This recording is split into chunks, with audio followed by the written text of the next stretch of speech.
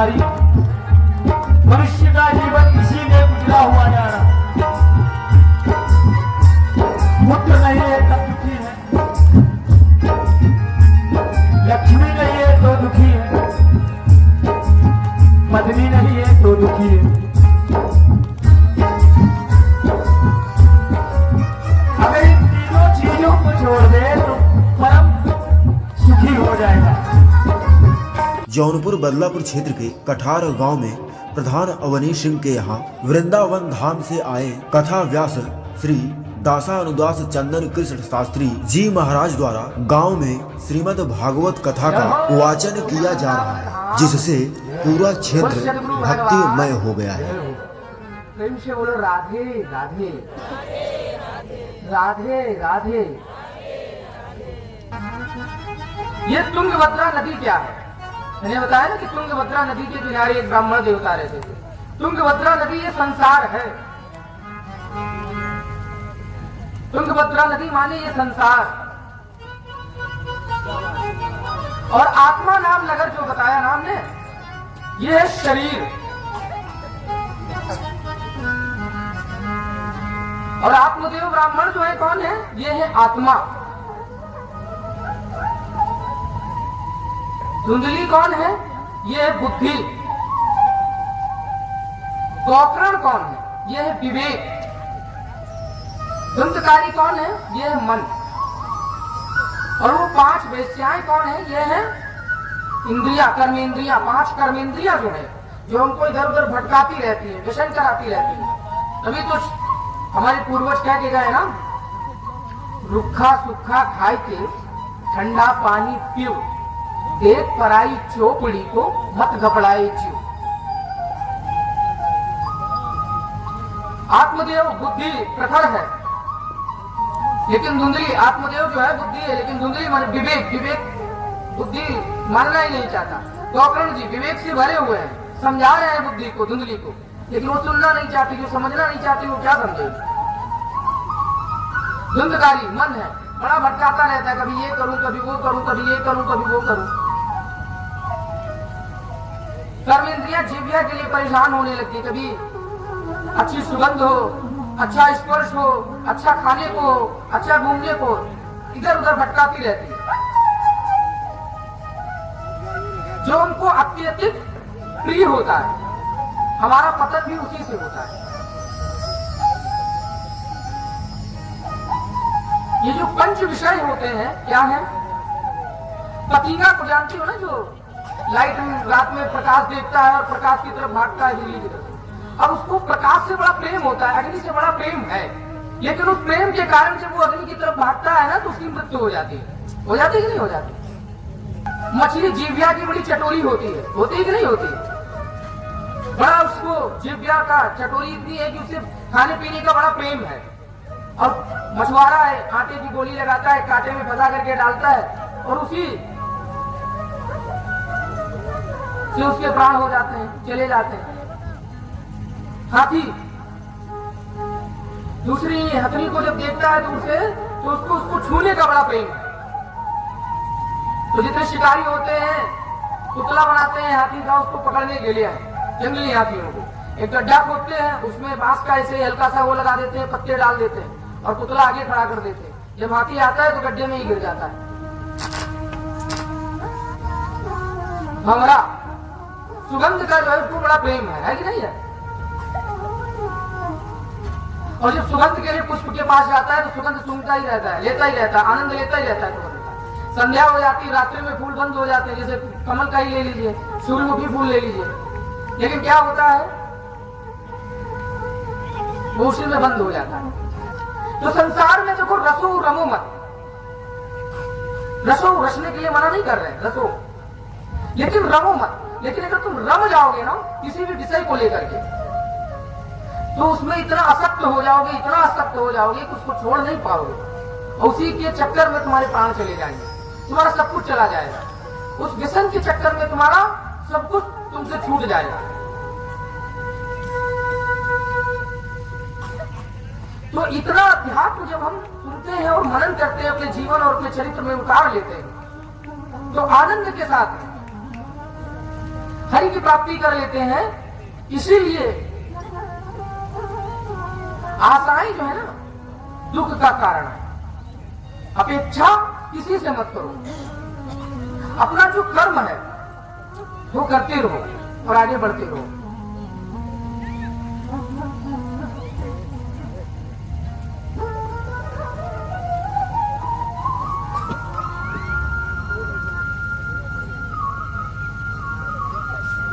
इसलिए भगवान ने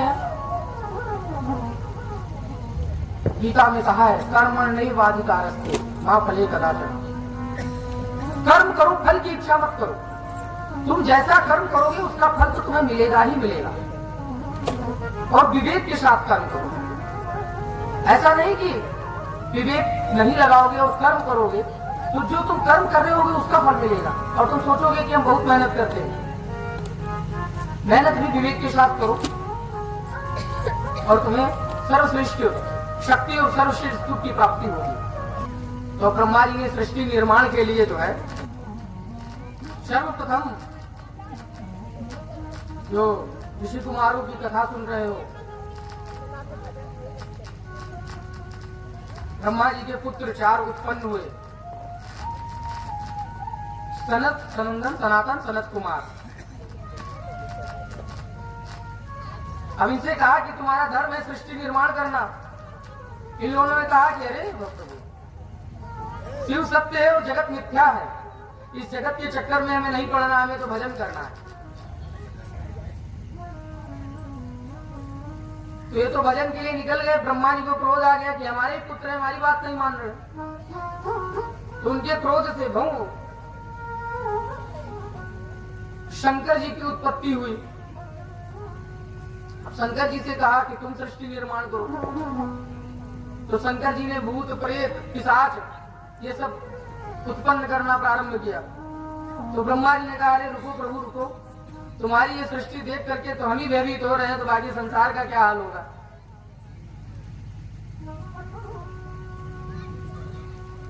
फिर ब्रह्मा जी के 10 पुत्र उत्पन्न हुए, मरीचि, अत्रि, अंगिरा, उलट, ऋतु, भृगु, वशिष्ठ, दक्ष और देवर्षि नारद। उनकी छाया से कर्दम ऋषि। और एक तरफ मनु और शत्रुपा, शरीर के अंग भाग से मनु और शत्रुपा। तो मनु और शत्रुपा की संतानें हम सभी हैं, तभी तो मानव नाम पड़ा है ना, मनुष्य।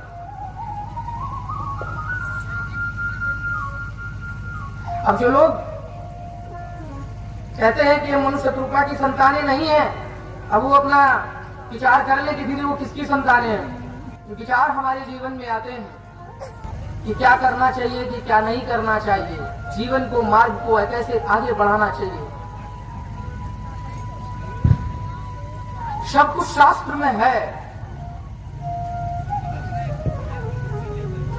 जब हम शास्त्र को खोलकर देखेंगे, शास्त्रों का विचार करेंगे, शास्त्रों का अध्ययन करेंगे तो सब निकल करके आएगा। और जितना अंदर जाएंगे उतनी अंदर की बातें निकलती हुई आएंगी।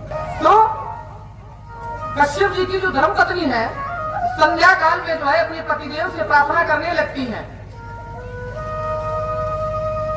तो जब संध्या काल से उनसे बात करने का, उनसे स्नेह प्रेम करने की वार्तालाप जब करती है, तो कश्यप जी कहते हैं कि संध्या काल का समय चल रहा है। और ये संध्या काल जो है, संध्या काल भगवान शिव की आराधना की जाती है, भगवान शिव की जो है पूजा की जाती है। भगवान शिव के जो 12 मंत्र है उसमें आता है सप्त जन्म कृतम पापम स्मरण विनाश है। संध्या काल में जो भगवान शिव की विशेष पूजा और आराधना करता है उसके 7 जन्मों के पाप नष्ट हो जाते हैं। तो ये संध्या काल भगवान शिव की आराधना के लिए। लेकिन उनकी धर्मपत्नी नहीं मानती। कश्यप जी जब अपनी धर्मपत्नी की बात मान लेते हैं, उनकी मनसा को पूर्ण कर देते हैं, बाद में उनको अफसोस होता है कि बात तो सत्य है कि वो जो समय काल था संध्या का, तो भगवान की आराधना और साधना का है। और हमने अपने स्वामी को जो है शब्दों को नहीं माना, अफसोस हुआ, लेकिन गर्भ उनका धारण हो गया। अब उन्होंने उस चक्कर में 100 वर्ष तक गर्भ को रोके रही, तपस्वी तो होती ही नहीं। अब वो जितने ही लंबे समय तक गर्भ रुकता रहा, पूरे ब्रह्मांड में जो है ना उसका तेज फैलने लगा, देवता लोग भी परेशान होने लगे।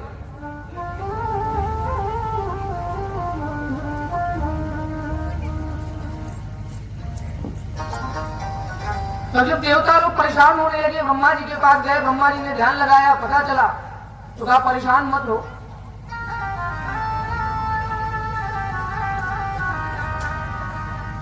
100 साल के बाद उन्होंने 2 बच्चों को जन्म दिया, हिरण्यकश्यप, हिरण्यकश्यपु। ये 2 राक्षस हुए, इतने बलशाली, इतने हष्ट पुष्ट कि मुकुट जब पहनते थे तो पूरा स्वर्ग लोग नाप लेते थे ऊपर से नीचे तक। तो वही जो है हिरण्याक्ष जो है ना, अपने बल का पराक्रम प्रभाव दिखाने के लिए अभी स्वर्ग लोग जा रहा है, तो स्वर्ग लोग के देवता भाग जा रहे हैं, उससे युद्ध नहीं कर रहे हैं। कभी वरुण देवता के पास जा रहा है, और जब उसे कोई नहीं मिलता है बराबरी करने के लिए, तो माता पृथ्वी का हरण करके जा करके जो है क्षीर सागर में ही मतलब छुपा करके रख देता है। वरुण देवता को परेशान करने लगता है। वरुण देवता कोई तन से उसको मना करके बच पाते हैं, तब तक उसको जो है नारद जी नजर आ जाते हैं। और जब नारद जी से कहता है तो नारद जी से क्या कहता है कि अरे प्रभु, केवल नारायण नारायण करनो आतो है या लड़नो झड़नो भी आतो है? तो नारद जी कहते हैं भैया लड़ना तो नहीं आता, लेकिन लड़ाना खूब अच्छे से आता है, लड़ाना बहुत बढ़िया आता है।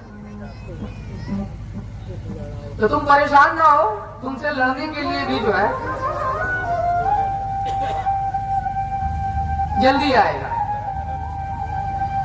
नारद जी समस्त देवी देवताओं से कहते हैं, इधर ब्रह्मा जी ने ब्रह्मा जी की भंगों से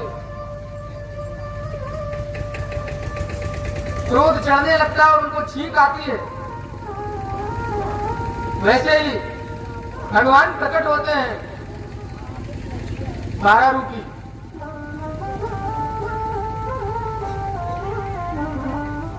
शुक्रा का जो है रूप धारण करके भगवान जो है एकदम प्रकट हो जाते हैं, बिल्कुल छोटे से होते हैं, फिर देखते देखते एकदम विशाल रूपी प्रकट हो जाते हैं। भगवान जैसे ही प्रकट हो जाते हैं, अपने शरीर को डगमगाते हैं और छलांग लगा देते हैं क्षीर सागर में। और क्षीर सागर में जो है हिरण्याक्ष जो है उनको देखता है, पता नहीं नाना प्रकार की बातें उनसे कहता है, कहाँ जा रहे हो, जरो 2 हाथ कर लो तब जाओ, रुक जाओ जरा, कुछ तो कर लो। भगवान को ललकारने लगता है।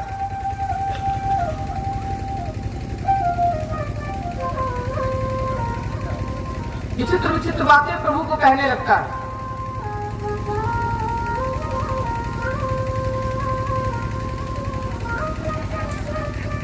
भगवान के हृदय में तो अभी मस्तिष्क में और हृदय में तो एक लक्ष्य है कि मैया को कहले मुक्त करना है, पृथ्वी मैया को मुक्त करना है, उसके बाद इनको देखना है।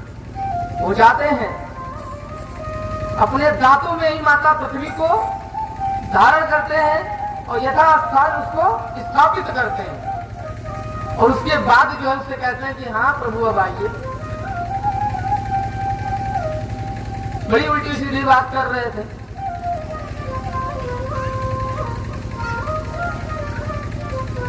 तुमने पहचान लिया और वनोगोचर के नाम से हमको पुकार रहे थे, तो तुमने सही पहचाना, लेकिन तुम तो नगराम सिंघा हो, और नगराम सिंघा के भौंकने से जो है ना हमें फर्क नहीं पड़ता। नगराम सिंघा किसको कहते हैं पता है? संस्कृत में कुछ शब्द इतने प्यारे प्यारे आते हैं ना कि लगता है सबको कि बड़ी सुंदर बात है। संस्कृत में गालियां भी बहुत अच्छी अच्छी महाराज, आप जब सुनोगे तो आपको लगेगा कि वाह महाराज कितनी अच्छी अच्छी बात कर रहे हैं। ये यथार्थ सत्य है महाराज। अब नगराम सिंह ही सुन रहे हो तो नगराम सिंह मतलब तुम सोच रहे होगे कि हम घर में अपने गांव में शेर की तरीके रहते हैं, इसलिए महाराज जी हमको कह रहे हैं नगराम सिंह, सबको कह रहे हैं नगराम सिंह। तो आज भगवान उसको हिरणाक्ष को नगराम सिंह कह रहे, तो उसको बड़ा लग रहा होगा कि यार नगराम सिंह कि हम सिंह की तरीके रहते हैं, दौड़ते रहते हैं, तो लोग मानते हैं। लेकिन नगराम सिंह का मतलब होता है कुत्ता, कुत्ता नहीं अपने घर का शेर होता है। और जैसे दूसरे गांव जाता है तो एकदम तुम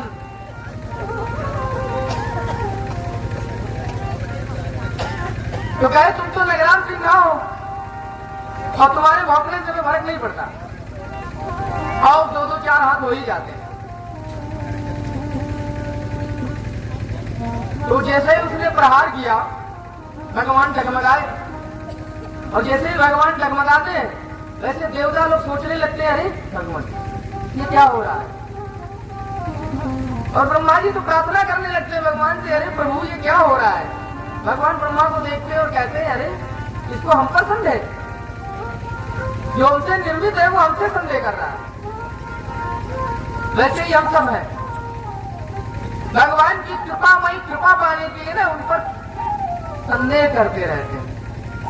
अगर भगवान की भक्ति में लेश मात्र भी संदेह जागृत हो गया ना तो भक्ति का फल नहीं मिलता है। जो भगवान का गुणगान कर रहा है और भगवान के सामर्थ्य पर तुम संदेह करोगे तो उसका फल तुम्हें कैसे मिलेगा महाराज।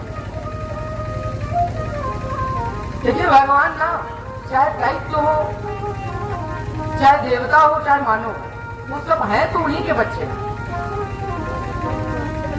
ये उन्हीं की तो मानव रूपी ये संसार है, ये सब तो उन्हीं का है। कोई चाहे जैसा, भगवान इतना स्वार्थी नहीं है कि तुम उसको नहीं भजोगे तो तुमसे प्रेम नहीं करेगा।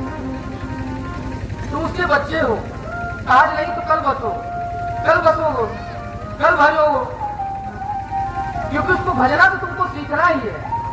अंतोगत्वा जब तुम प्राण के एकदम अधीन आ जाओगे तब भजोगे, कष्ट में भजोगे, दुख में भजोगे, जैसे भी भजना होगा भजोगे। भगवान हर प्रकार से तुमको अपने पास खींच लेता है। आज ये राक्षस है तो युद्ध के लालसा में भगवान ने इसको अपनी तरफ खींच लिया। अब अध्यास तो इसका भी करना, ये भी तो भगवान का बच्चा ही है। द्वारपाल है, श्राप के कारण जो है राक्षस बना फिर रहा है। तो भगवान ने जो है इसे एक जगह संत का भाव आता है कि द्वारपाल जो थे ना भगवान के, खा खा के बहुत हट्टे कट्टे हो गए और भगवान की सेवा करते थे द्वारपाल से। तो एक दिन उनके मन में ये भाव आने लगता है कि काश प्रभु से आलिंगन करने का मौका मिल जाता। जब आप कोई सेवक अपने साथ रखो तो तुम्हारी सराह लगाने लगता है कि नहीं लगाने लगता। तो वैसे ही द्वारपाल एक दिन भगवान को आलिंगन करने का जो है उनके मन में ख्याल आ गया। अब जब तक द्वारपाल थे तब तक तो आलिंगन कर नहीं सकते थे, तो अब श्राप भी इसी कारण लगा कि चलो तुम राक्षस बनोगे जाकर के, तो तुम्हारा ये आलिंगन वाला जो सपना है ये भी पूरा हो जाएगा, क्योंकि भगवान तो सबसे प्यारे सिद्ध करते हैं। तो आज वो राक्षस बन गया है। अब उसको आलिंगन लगा करके अब एक टमाटर धार ले मारते हैं, और जैसे ही उसको एक थापड़ विशेष लगता है और वैसे वो धाम से पृथ्वी पर गिर जाता है। और जैसे वो पृथ्वी पर गिर जाता है तो देवता लोग जो है ना बड़े स्वार्थी होते महाराज, कोई भी झंझट मोल नहीं लेना चाहते। तो भगवान की प्रार्थना देखो कैसे कर रहे हैं, क्योंकि वो धड़ाम से गिरा है, आंखें उसकी खुली है और भगवान को देख रही है। अब देवताओं को लग रहा है कि मरा है कि जिंदा है पता नहीं, और अगर जिंदा है थोड़ी देर बाद देखा कि कुछ बोल नहीं रहा है तो भगवान की प्रार्थना तो की ही जाए, अब इनकी जय तो करी ही जाए। तो अब जय कैसे कर रहे, भगवान की प्रार्थना कैसे कर रहे, पता है कि बड़ा भाग्यशाली था महाराज ये कि आपके चरण कमलों में गिर गया, इसके तो भाग्य सिद्ध हो गए, इसके भाग्य जागृत हो गए। भगवान तो समझ गए देवताओं की मनसा कि अभी भी भय भरा हुआ है, तो एक पैर उठाया और धरती पे मारा तो पलट गया। तब देवताओं को लगा कि हाँ पूर्णतया से मर गया। तब देवता जानते हो कैसे प्रार्थना कर रहे हैं, बड़ा निकृष्ट था, बड़ा पापी था, बड़ा जो है त्राही त्राही कर रखा था महाराज। आज आपने इसको मार करके बंद कर दिया।